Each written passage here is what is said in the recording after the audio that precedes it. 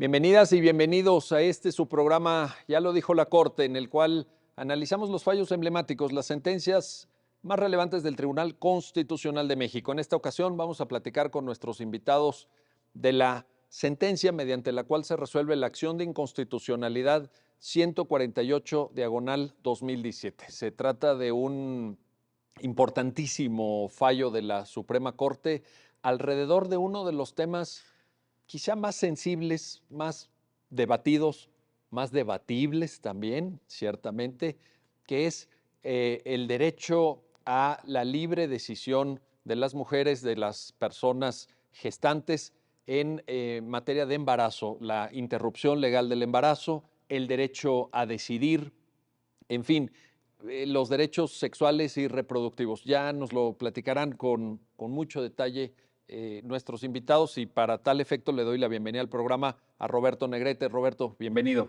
Encantado de estar aquí, muchas gracias por la invitación. Y gracias a ti por esta participación y a Denise Lara también. Denise. Muchas gracias por la invitación también. Y empezamos contigo, Denise. Se trata de una acción de inconstitucionalidad. Cuéntanos quién la promueve, qué argumentos ofrece para que sepamos cómo es que el tema llega a conocimiento del Tribunal Constitucional de México. Denise, por favor. Claro que sí.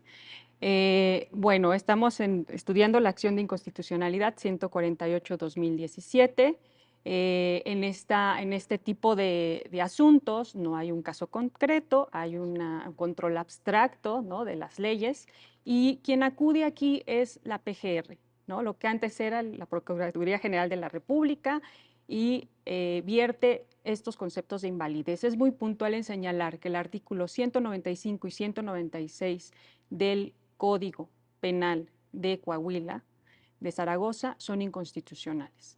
¿Por qué dice esto? Dice que violan derechos de autonomía y libertad reproductiva, ¿no?, que el tipo penal impide de manera absoluta a la mujer interrumpir su embarazo y por tanto señala estos artículos son inconstitucionales. Por otra parte, añade que a partir del artículo 4º constitucional, que establece en su segundo párrafo que todas las personas tienen derecho a decidir de manera libre, decidida, el número de hijos y su esparcimiento. A partir de ello dice, si la Constitución no está prohibiendo, no está limitando el número de hijos, por tanto tampoco tendría por qué prohibir el no tenerlos. Entonces, ata de manera pues bastante sutil este derecho a decidir a partir del artículo 4º. Añade también que estos artículos mantienen una maternidad impuesta, forzada, lo cual es contrario a las convenciones internacionales de las cuales México es parte, porque genera discriminación contra la mujer.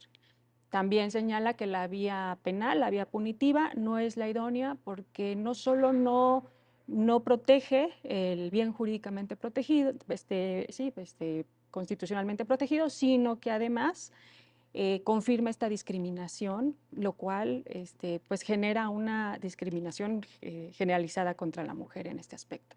Esos son los conceptos de invalidez que prácticamente invoca la Procuraduría General de la República. Y aquí quiero hacer un paréntesis muy, muy pequeño. Se pensaba que este tipo de asuntos iba a llegar a través de la vía de amparo, ¿no?, y no de una acción de inconstitucionalidad, considerando además que los códigos, ¿no?, estos tipos penales sobre el aborto se han mantenido casi intocados en las legislaturas locales. Sin embargo, llega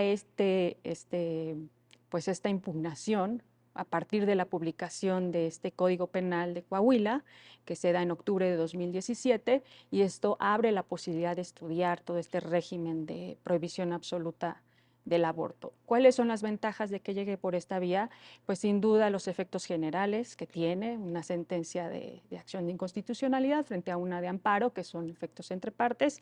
Otro de las ventajas pues también es que se puede dar efectos extensivos a otras normas que también forman parte de este sistema prohibitivo.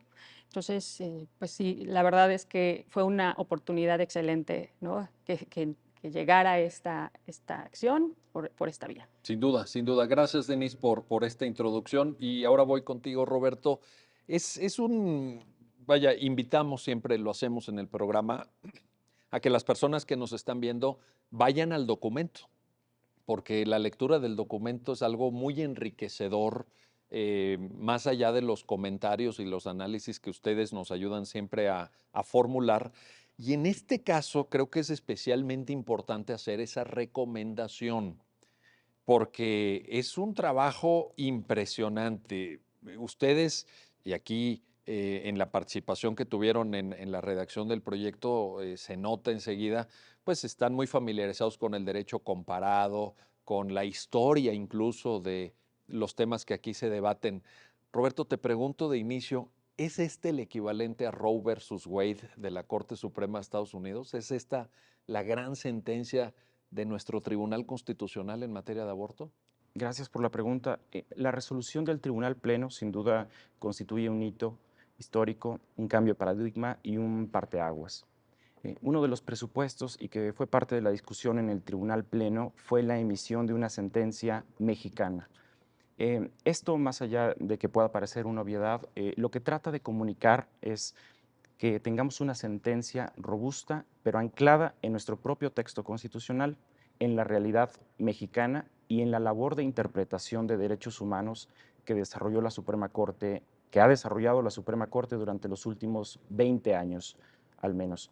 Es por eso que en la parte preliminar de la sentencia se hace mucho énfasis que en casos límite como este que ahora se aborda, es muy importante la mirada hacia el exterior, la mirada de derecho comparado, hacia las decisiones de los tribunales internacionales de derechos humanos, pero sobre todo reconocer el contexto propio, la realidad que enfrentan las mujeres y las personas con capacidad de gestar en nuestro país.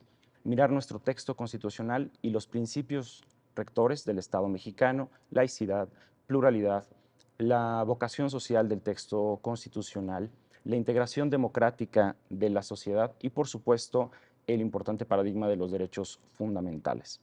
Es a partir de esto que la sentencia pretende reflejar y no ser una decisión súbita que esté anclada a alguna corriente ideológica en particular, sino que es tan solo el reflejo de un trabajo jurisprudencial de 20 años.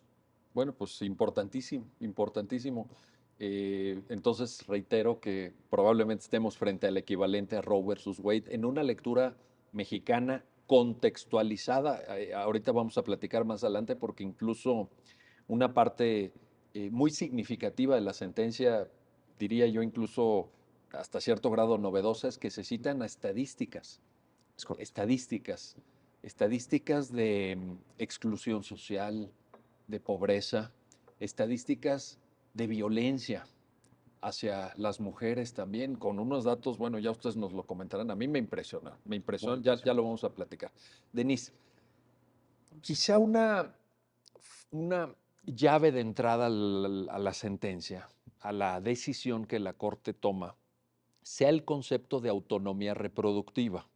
Roberto acaba de señalar algo muy importante. Él dice, bueno, nosotros tenemos que resolver en función no tanto de una teoría, no tanto de una ideología, sino de un texto constitucional. Pero ahí tenemos el artículo cuarto, párrafo segundo al que tú aludías. Cuéntanos cómo eso empata con autonomía reproductiva en el contexto de lo que la Corte decide, por favor. En realidad, la autonomía reproductiva es uno de los derechos y principios que forman el derecho a decidir y que esta sentencia, ¿no?, lo reconoce a partir del artículo cuarto. Dice, se constitucionaliza el derecho a decidir y este derecho es una sinergia de otros principios y otros derechos, en donde está la dignidad humana, la autonomía y libre desarrollo de la personalidad, la igualdad jurídica y no discriminación, y también el derecho a la salud. En particular, en cuanto a la autonomía y libre desarrollo de la personalidad, hemos visto que la Corte tiene un amplio bagaje jurisprudencial al respecto, ¿no? Que tiene que ver con cómo quieres vivir tu vida, cómo tu profesión, cómo te vistes, si quieres casarte, si quieres tener hijos o no. Y aquí, pues, también un tema que está anclado con el derecho a decidir tiene que ver con el proyecto de vida de las mujeres, que cómo quiere vivir la vida la mujer una vez que está embarazada, si quiere continuar con ese embarazo o sí, a través del apoyo estatal, ¿no? De la asesoría y acompañamiento médico y psicológico puede interrumpir su embarazo. Y si es así, que el Estado dé todo este acompañamiento y todas estas facilidades para que se pueda llevar a cabo. La autonomía y el libre desarrollo de la personalidad es uno de los aspectos más importantes porque no tiene cabida en el discurso de esta Suprema Corte un panorama en el que la mujer no pueda decidir de manera libre si desea ser madre o no. Pensar que lo puede hacer, ¿no? Es asumir que su dignidad humana, que su autonomía puede ser, pues puede ser controlada a través de constructos y estereotipos del Estado. Oye, y en ese sentido, Denise, en este comentario que nos compartes, yo lo que veo es que esto está totalmente apegado al párrafo segundo del artículo cuarto constitucional, porque fíjate, cuando tú dices, bueno, pero que tome una decisión libre, y es lo que dice el artículo cuarto, dice libre, responsable e informada. Entonces, yo creo que nos tiene que quedar claro, evidentemente la sentencia lo deja claro, pero lo digo para efectos de este programa, Denis, que esta parte tiene un anclaje constitucional inequívoco. Vaya, luego hay otras cosas que discutir y que debatir, y aquí las vamos a plantear, el tema del plazo, la incidencia del tiempo en cuanto al proceso gestacional, va avanzando el tiempo, se va modulando de alguna forma, la sentencia también lo establece, pero de arranque, de inicio, esta autonomía reproductiva tiene pleno, absoluto, claro fundamento constitucional. ¿Eso lo podemos afirmar, Denise? Así es, Entonces, sin duda. Así que el argumento, ¿no? Con el que vino a tocar la puerta de esta corte, la PGR, sin duda es fundado, porque así lo señalan ellos, y sin duda el derecho a decidir está anclado al artículo cuarto constitucional. que eso quizá haga diferente esta sentencia, ahora estoy reparando en ello, a Roe versus Wade, porque Roe versus Wade tuvo que trabajar con un derecho implícito. Aquí estamos hablando de una norma, estás aludiendo a un artículo de la Carta Magna de México, nada más y nada menos. Fijémonos lo importante que es este comentario. Te lo aprecio mucho, Denise. Regreso contigo, Roberto. Otra llavecita, déjame ponerlo así, que nos abre la puerta de la argumentación de la Corte, de todo el gran trabajo que se hace en la sentencia, Denis lo apuntaba también, es el concepto de dignidad. Un concepto que la sentencia, creo yo, pero me gustaría escuchar evidentemente tu opinión, lo configura como muy robusto, un concepto opuesto a la instrumentalización de todo ser humano, una visión muy kantiana, con una filosofía muy profunda, es lo que está ahí. Cuéntanos esa parte, por favor. Con mucho gusto. La sentencia plantea como pregunta detonante revisar las normas penales asociadas a la libre interrupción del embarazo. Esa es la pregunta detonante de aproximación. Identifica en qué derecho constitucional incide este tipo de regulaciones punitivas y advierte que lesiona directamente el derecho a decidir, que como ya se mencionaba de forma expresa, se encuentra en el artículo cuarto constitucional. Pero además de esto, de las características propias de nuestro texto constitucional, se identifica que hay una vertiente específica que robustece esta noción general de justicia reproductiva. Y el punto detonante justamente es la dignidad humana como principio y fundamento del resto de los derechos fundamentales. La Corte ya ha tejido a partir de numerosos criterios que la dignidad humana supone un presupuesto para la existencia valiosa misma del ser humano y que es indispensable para poder no solo desempeñar el proyecto de vida, sino hacerlo de forma digna, como corresponde a las personas y en este caso específico a las mujeres y personas con capacidad de gestar. A partir de este punto detonante que es la dignidad humana, la sentencia borda sobre el resto de las prerrogativas que suman y dan la noción integral de lo que mencionábamos como justicia reproductiva. Se suma a la dignidad humana la autonomía personal, el libre desarrollo de la personalidad, la igualdad jurídica y el derecho a la salud, tanto en su vertiente de protección del ámbito físico como psicológico. Oye, justamente, fíjate, qué bueno que lo mencionas. Me parece que hay una línea de continuidad, hay un hilo conductor en la lectura de la sentencia que precisamente va de dignidad a autonomía personal, libre desarrollo. Hay como una trilogía ahí, fíjense. Autonomía personal, libre desarrollo de la personalidad e intimidad. Y entonces, entiendo yo, tú nos lo aclaras, Roberto, que el concepto genérico es dignidad y que además es un concepto transversal a todos los derechos por el hecho de ser persona, ¿no? Y luego de ahí ya bajas a esta trilogía y dices, bueno, esto se plasma en autonomía personal. Si alguien quiere tener una vida digna, pues tiene que ser una vida autónoma, tienes que poder tomar tus decisiones. De ahí, libre desarrollo de la personalidad. Denise apuntaba casarse, no casarse, tener hijos, no tener hijos, pues tu forma de vestir, tu proyecto de vida, también lo señalaste. Y de ahí, intimidad. Híjole, importantísimo. ¿Puede haber vida digna sin estos tres elementos, Roberto? El Tribunal Pleno considera de manera rotunda que no, que la forma en la que solo se puede ejercer libremente el proyecto de vida es teniendo como punto de partida estos elementos. También la Corte se expresa en manifestar que los derechos mencionados se irradian una fuerza mutua en la que se forman componentes y impedir el derecho a decidir, la libertad de tomar decisiones sobre el plan de vida propio, significa correlativamente lesionar estos derechos. Ahí está la cuestión. Oye, vamos a hacer una pausa, pero antes déjenme preguntarles, no sé, Denise, Roberto, hay una expresión en la sentencia que para algunos puede sonar un poco rara y es mi deber ponerlo en la mesa y ustedes nos lo aclaran. Personas con capacidad de gestar. A ver, porque alguien puede decir, oye, no, a ver, esto es para las mujeres. Pero la Corte aclara, mujeres o personas con capacidad de gestar. A ver, A ver, ¿cómo entender esa parte? la sentencia, claro que abarca no solo a las mujeres, sino a las personas con capacidad de gestar o personas gestantes, que es un concepto, ¿no?, que ya se ha utilizado aquí en la Corte, en la primera sala, en el amparo en revisión 1388-2015, y que es usado por primera vez por el Pleno, por el Tribunal Pleno. Es un concepto de tipo inclusivo, ¿no? Hay que decirlo, que nos sirve para reconocer y para visibilizar a aquellas personas que no se identifican con el género de mujer, ¿no? Pero que tienen la capacidad de procrear, de gestar. Entonces, esta sentencia beneficia también a estas personas. Entiendo que pueda ser polémico, pero sin duda debemos de ver a los derechos de manera incluyente, ¿no?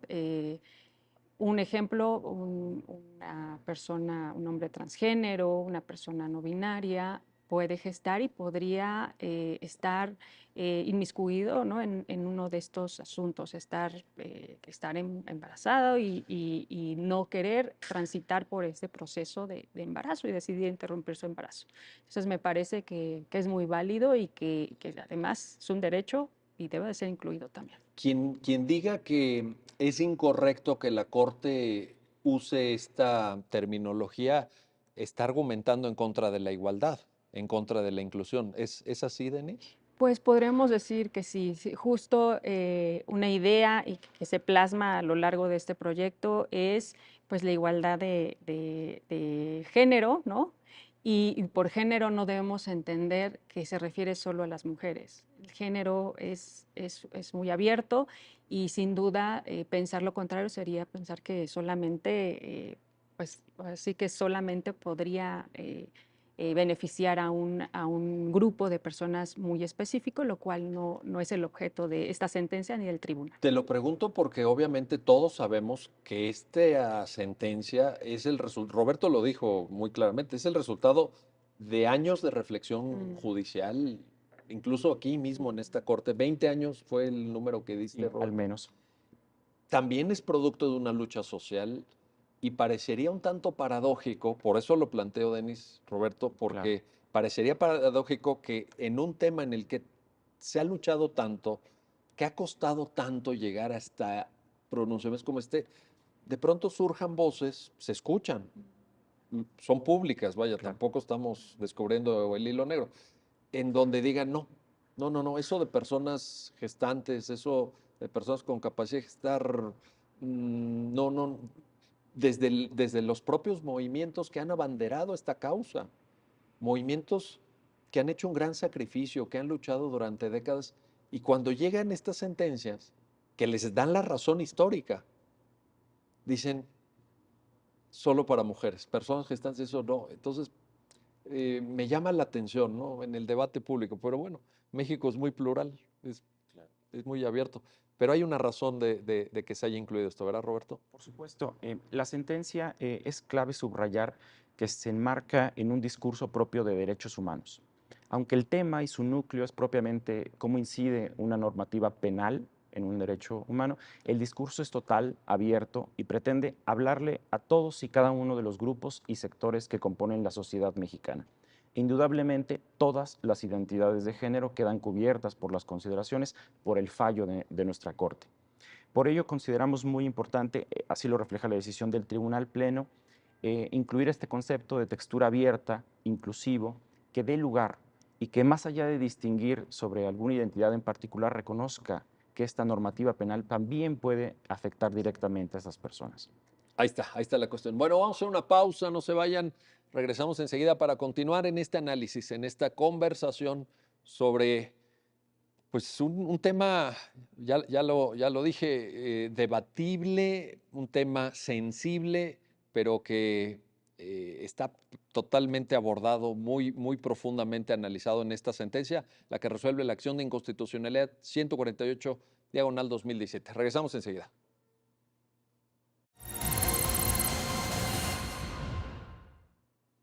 Ya estamos de vuelta, ya estamos de regreso en este su programa, ya lo dijo la Corte, para continuar en este análisis, en esta reflexión sobre la acción de inconstitucionalidad 148-2017 con nuestros invitados. Y te quiero plantear, Roberto, un tema que me parece que también va al fondo de la cuestión.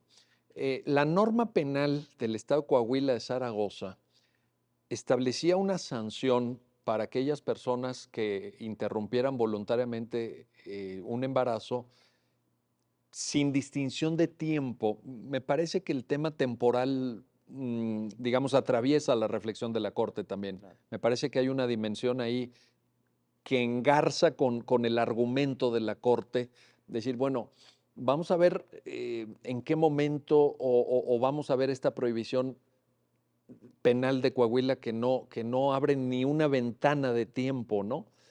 Cuéntanos esa parte, por favor. Claro, por supuesto.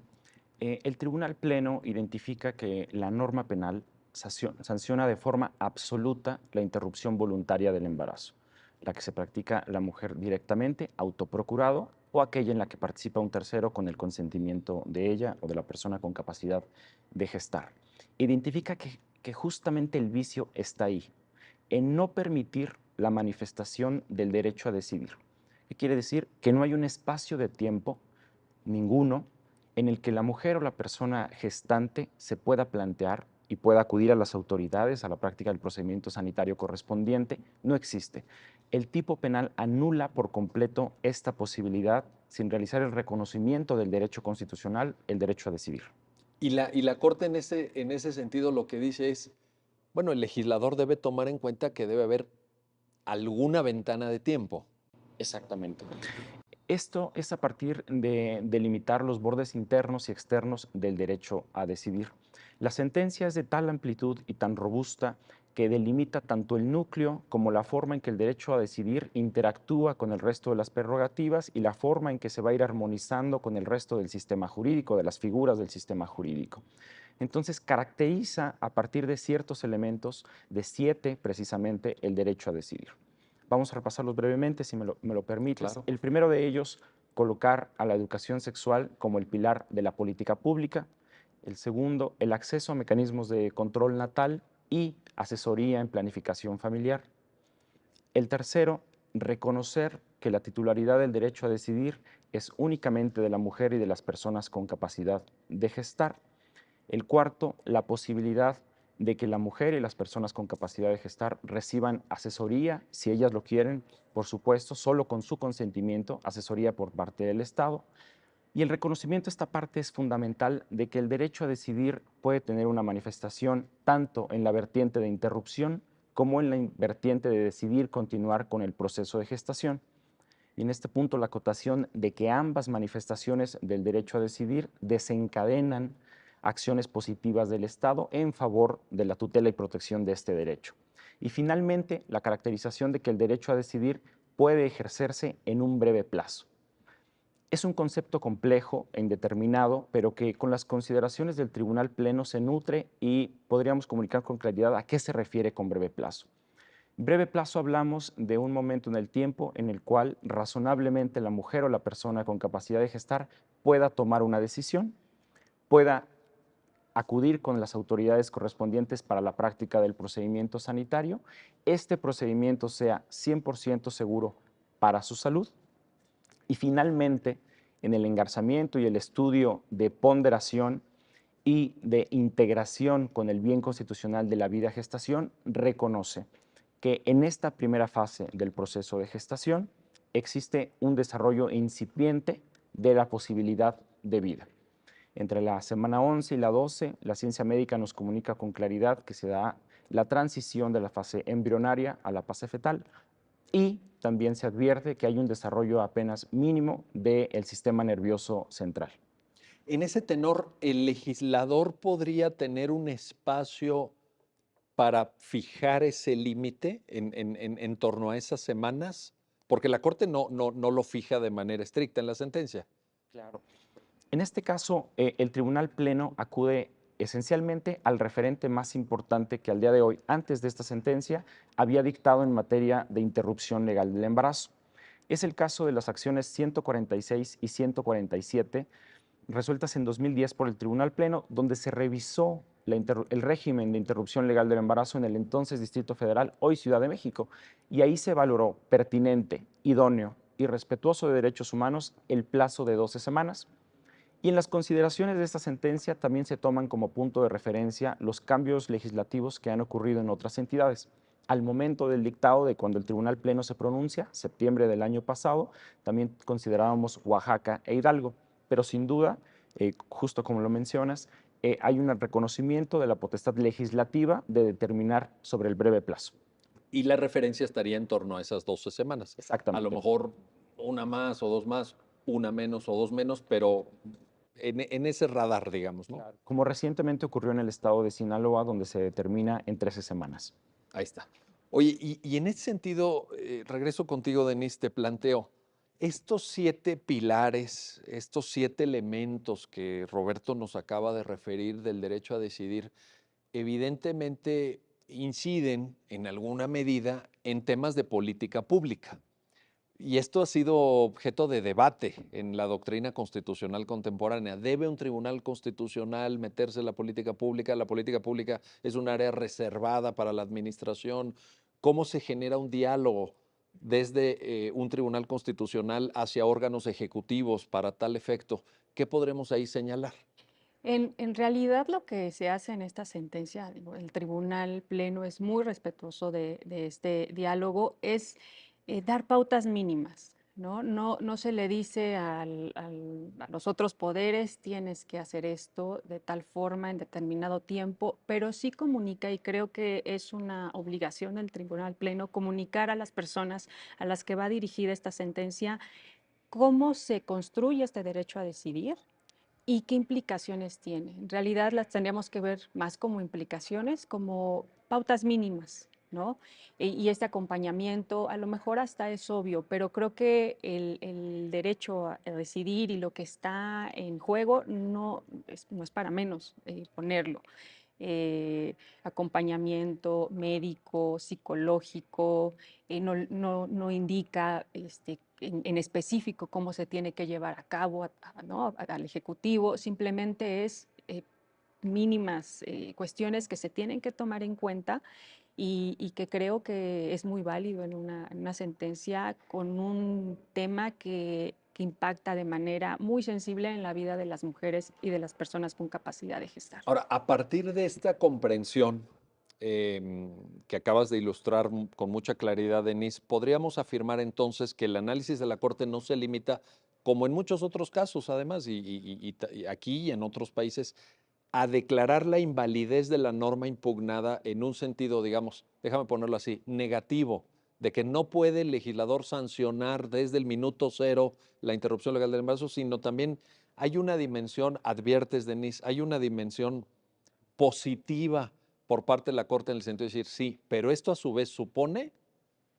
educación sexual, supone información, supone que las instituciones públicas estén receptivas para que se pueda llevar a cabo de forma segura, pues con todas las precauciones, con todo el cuidado, como debe ser este tipo de procedimientos, etcétera. ¿Compartes esa visión? Claro que sí, además, pues como todos sabemos, un derecho que esté reconocido no por eso quiere decir que se pueda ejercitar, ¿no? Y justo para poder ejercitar este derecho necesitamos estas pautas mínimas. Si una mujer no puede materialmente acudir a una institución pública para practicar una interrupción del embarazo de manera segura, de manera pues de manera acompañada y con toda la información previa, ¿no? De las implicaciones que tiene, pues sería tanto como nulificar este derecho. Sí, Entonces, sí, sí. va de la mano. Y déjame agregar, probablemente sería discriminatorio porque estaría favoreciendo a personas que pudieran pagar una atención sanitaria privada en detrimento de quienes, por carecer de recursos, tienen que depender de las instituciones públicas también, ¿no? Entonces ahí. Oye, Roberto, te planteo otro tema. En la sentencia, bueno, hay obviamente un diálogo en términos, ya lo mencionabas, de derecho comparado. Están citadas convenciones internacionales como la CEDAW, Belém do Pará, observaciones generales de comités de Naciones Unidas en materia de derechos económicos, sociales y culturales, derecho a la salud, el, el propio comité de la CEDAW, en fin, hay todo un acompañamiento, muchas notas a pie de página, vaya. Pero hay una referencia doctrinal, Roberto, de Luigi Ferrajoli, este gran teórico del garantismo penal italiano, en un artículo que publicó la UNAM. Ahí hay una referencia a este texto Ferrajoli. Y sin entrar en tecnicismos, describiéndolo, Roberto, te pido de manera muy, muy sencilla, como lo han hecho hasta ahora muy bien los dos, em, ¿por qué es importante esta cita de Ferrajoli y cómo Ferrajoli en el derecho a decidir, en el proyecto de vida, dice, es que esta prohibición penal no es como las demás?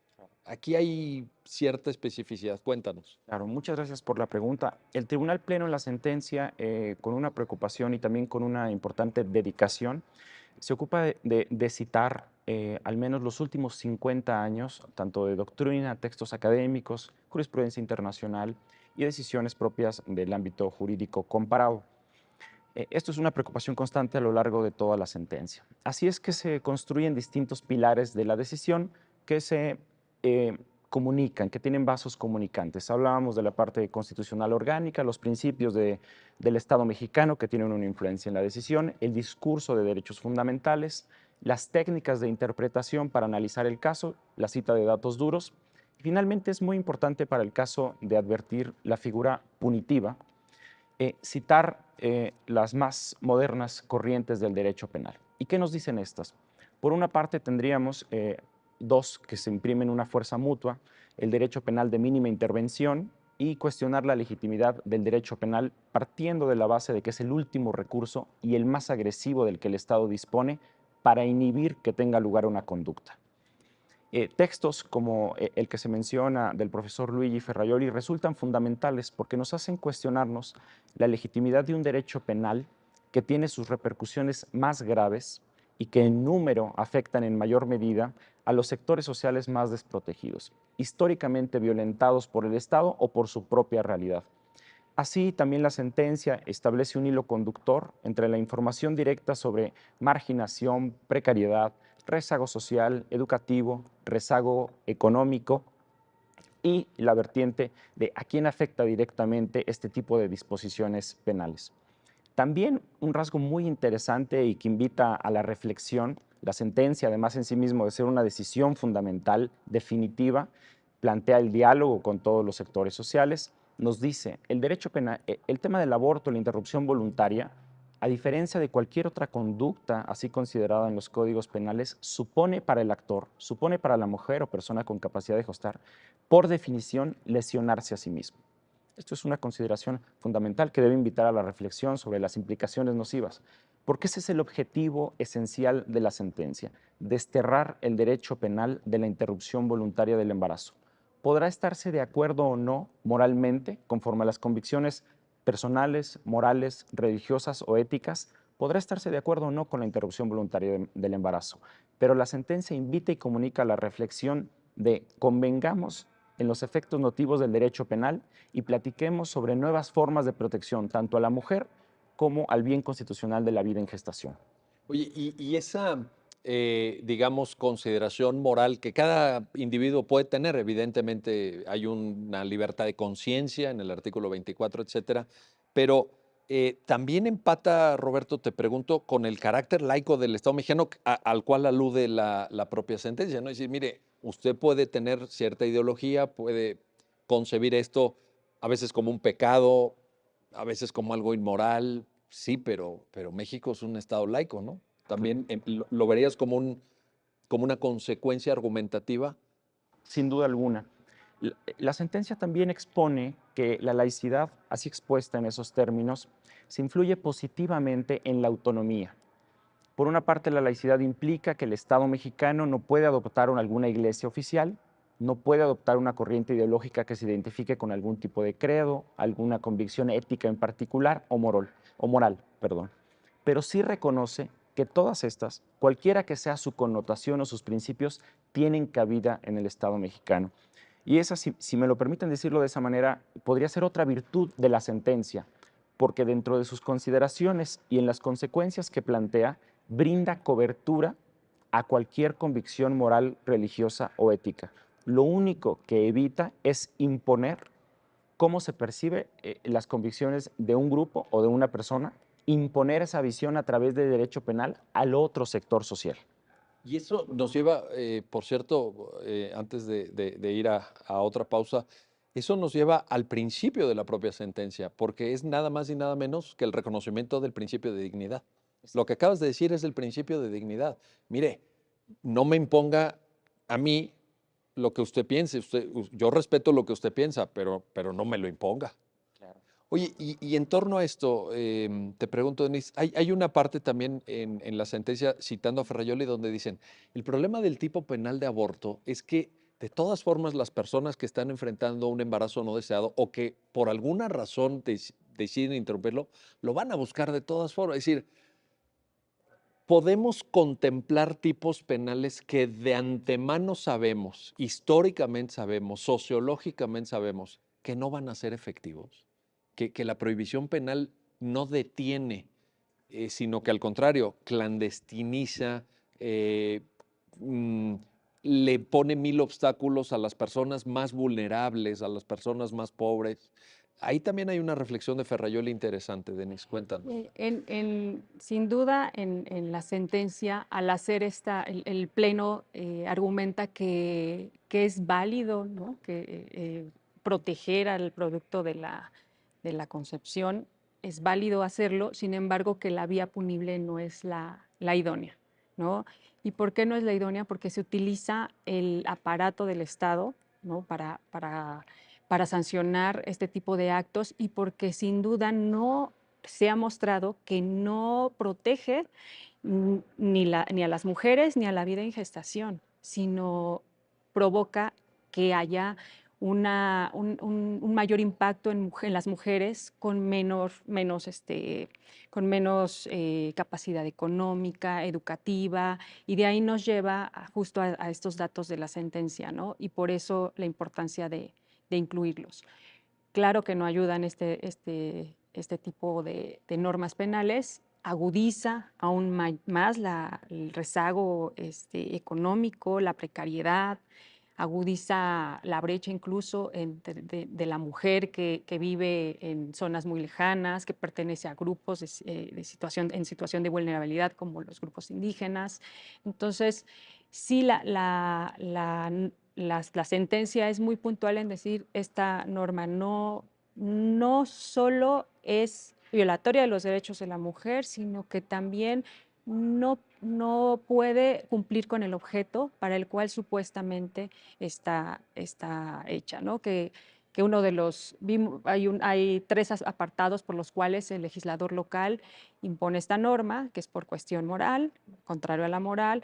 Dice también que trata de impedir que haya mortalidad en las mujeres, lo cual se ha mostrado que es totalmente contrario a esta medida, porque justo lo que comentabas, las personas con mayores recursos van a acudir a una clínica privada, sin embargo, las personas que pertenecen a grupos en situación de vulnerabilidad no van a tener esta posibilidad y va a haber no solo pues muertes, también enfermedades que van a acompañarlas toda su vida. Entonces, eh, pues yo creo que sin duda no es lo deseable atender este tipo de tipos penales que no cumplen ni siquiera con el objetivo para el cual fue creado. Y sabemos que no lo pueden cumplir. Eso está acreditado. Tampoco es una idea peregrina, no es una ocurrencia, no es una ideología o una postura académica. Eso lo sabemos. Exacto. Ahí está. Bueno, vamos a hacer una pausa. Vamos a regresar rápidamente para continuar en esta reflexión sobre la acción de inconstitucionalidad 148-2017 con nuestros invitados. No se vayan, regresamos enseguida.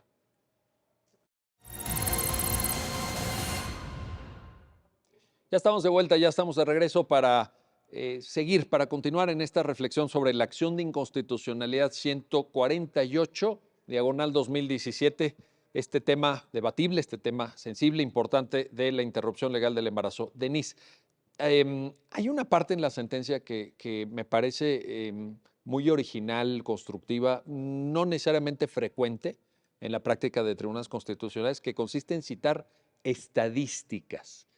Y varias de las que están aquí en la sentencia son impresionantes por su incidencia, por su amplitud. Incluso cuéntanos, compártenos algunos datos. ¿Cómo fue que llegaron a esta parte? ¿Cómo seleccionaron esos datos? ¿Y qué nos dicen? ¿Qué nos dicen esos datos? Claro. Sin duda es un acierto muy novedoso, como comentas, y era necesario entrar a asomarnos, ¿no?, a la realidad a través de estas cifras. Una sentencia con con un objetivo tan grande, ¿no? Necesitaba ver cómo estaba y cuál es la realidad de las mujeres y de las personas con capacidad de gestar allá afuera, ¿no? Y vimos una profunda desigualdad, una profunda marginación y precariedad. Nos asomamos a ver los datos del INEGI, del Coneval.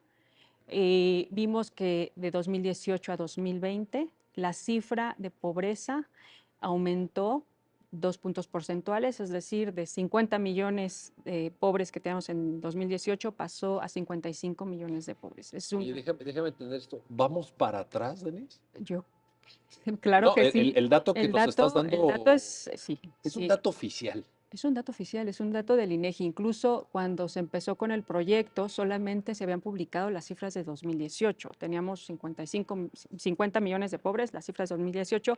Cuando se hace el engrose, se tienen que actualizar porque se publican las de 2020 del INEGI. Son datos oficiales. La pobreza extrema también aumenta de 9 millones de personas en pobreza extrema a 10 millones, ¿no?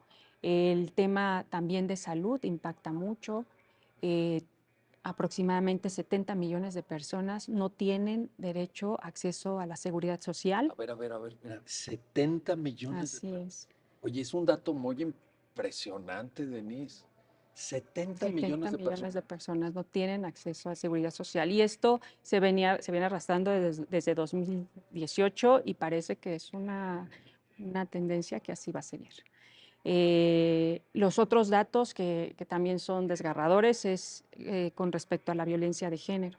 Invito a que lean la sentencia de manera completa porque se dan datos desgarradores, pero solo cito dos: 44 personas por cada 100, 44 mujeres por cada 100 han sido violentadas por parte de su pareja, Por ¿no? parte de De su su pareja. pareja. así es. En los últimos 10 años así se ha mantenido esta tendencia. Eh, Alrededor de 50 mujeres que han sido violentadas lo han sido de manera severa o muy severa, ¿no? Un Causa grado de violencia mayor. no una cosa así, digo, toda violencia, toda forma de violencia es ilegal, Claro, es reprochable, es sancionable incluso jurídicamente, pero estás hablando de un nivel ya. así es. Y incluso, bueno, incluimos algunas también cifras de violencia en el estado de Coahuila, que también, pues, vimos que en algunos rubros supera la media nacional. O sea que está peor Coahuila todavía que el En promedio. algunos rubros, Sí, es impresionante. así Eso, es. eso nos habla, Denise, más allá del tema. Mm. Entiendo que la sentencia aborda un tema muy específico, que es el tema que ahorita hemos platicado de la interrupción, pero también es una radiografía de qué somos como sociedad, ¿no? Así es. No solo una radiografía, sino en dónde y en qué contexto están viviendo estas mujeres y las personas con capacidad de gestar, enfrentándose, ¿no?, a precariedad en temas tan básicos como es la salud. En ese contexto parecería una enorme injusticia añadir a todo esta desazón que genera esta. Vaya, nadie puede estar satisfecho con estos datos. Parecería increíblemente injusto sumarle la violencia institucional de usar el derecho penal para castigar una decisión, ¿no? O sea, por si no tuviera suficiente con todo esto, ahí te va todavía el Código Penal para reforzar esta exclusión, esta discriminación, esta situación tan delicada, ¿no? Así es, incluso esta carga de estigma, ¿no?, que supone el derecho penal y que tiene el tema y el concepto de aborto como algo malo, como un crimen, como algo reprochable, y que con esto tiene que vivir la mujer a lo largo de los años. Sin duda, además de esta realidad, sumar el tema penal, de sumar una sanción penal, genera una violencia de género, ¿no? Y así ha sido señalado por las convenciones internacionales de las que México es parte. Oye, Roberto, a ver, Denise ahorita está planteando algo muy interesante porque me parece que este tipo de sentencias al final del día, y tú lo decías al principio, marcan un antes y un después. Es un giro, es un cambio de paradigma, decías también. Con esto que apunta Denise de esta visión que estigmatiza, que etiqueta, que discrimina a la mujer o a la persona con capacidad de gestación que decide interrumpir su embarazo, pues también hay un largo recorrido que hacer en términos de construcción de discursos sociales, de visiones de la igualdad, de visiones de la dignidad. Cuéntanos esta parte, Roberto. Claro, esta pregunta es clave porque permite atender argumentos que surgen en el debate cuando se aborda la cuestión del aborto. Se afirma, por ejemplo, que no puede existir una libre interrupción legal del embarazo, del proceso de gestación, si se parte de un ejercicio responsable de la sexualidad, ¿no? En principio, frente a ese tipo de argumentos, podríamos decir que ningún mecanismo, ningún método anticonceptivo imposibilita al 100% la fecundación, en primer lugar. En segundo lugar, a partir de los datos duros que informa y comunica la sentencia, reconocer que en nuestro país no hay un programa y no hay un acceso directo a educación sexual, ni a mecanismos de control natal, ni asesoría en planificación familiar. A este segundo nivel se suma un tercero, que justamente son todos los mecanismos de violencia, de marginación, precariedad y rezago que tienen las personas. Podría existir el programa de educación sexual en los planes educativos, sin embargo, las cifras muestran con toda claridad que no se va a la escuela, no se va a la escuela por un problema económico, por un problema social. Que también hay datos. Así es. Eso está Exactamente. reflejado aquí con datos impresionantes. Exactamente. No reconocer esta situación y sumar el derecho penal como un mecanismo brutal que repercute en este tipo de sectores sociales, que son, desgraciadamente, la mayor parte de nuestra sociedad, eh, entraña un profundo clasismo y, en términos jurídicos, una discriminación que solo repercute de forma negativa en el ejercicio de los derechos, pero además suma y vuelve aún más precaria la situación de todos los mexicanos. Oye, en ese sentido, Denise, Te preguntaría ya nos estamos acercando a la parte final del programa, pero no quiero dejar de planteártelo. ¿Qué sigue? ¿Qué sigue? Al ser, lo comentabas al inicio, acción de inconstitucionalidad es control abstracto. La votación fue impresionante en el Pleno, porque pues casi todo salió por unanimidad, ¿no? Em, ¿Se ganó ya la batalla? ¿Es un peldaño más? ¿Seguirán otras reflexiones, otras sentencias o ya estamos hablando de que algo se ganó? Sin duda, es un gran avance, ¿no? Algo se ganó, sin duda.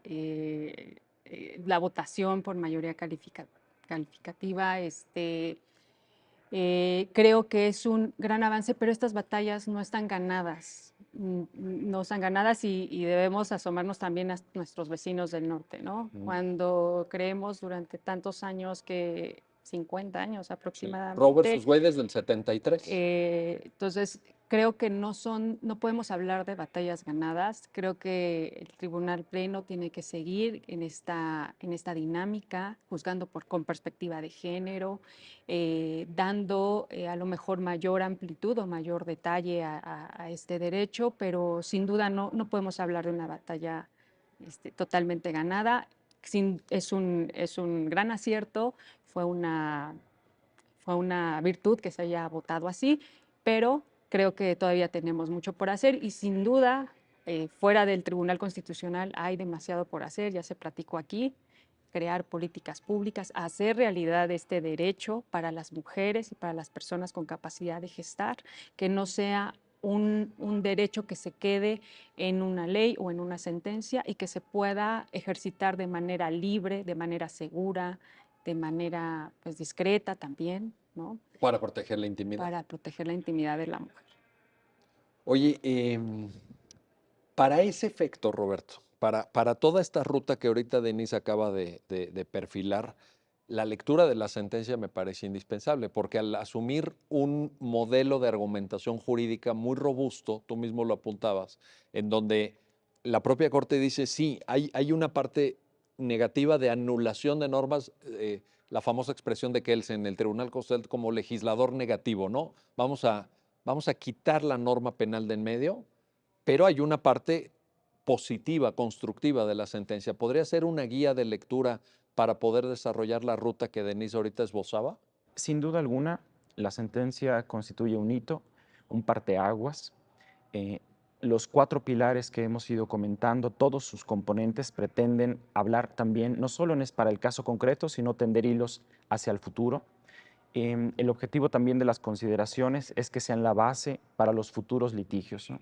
Los efectos de la sentencia son inmediatos y determinantes: expulsar de nuestro sistema por completo, desterrar en definitiva la criminalización de la mujer y de las personas con capacidad de gestar.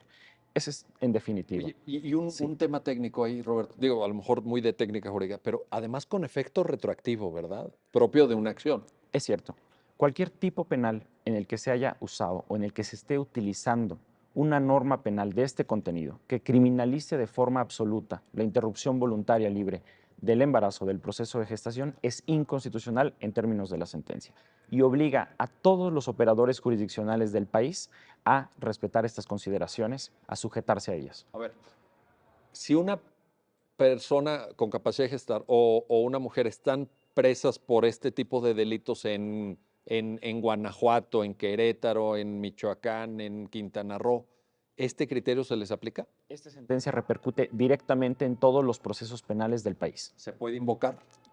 plenamente, Se puede tomar como una argumentación, decir, mire, es que aquí dice X, Y y Z. en su integridad. Bueno, pues esa es una buena noticia.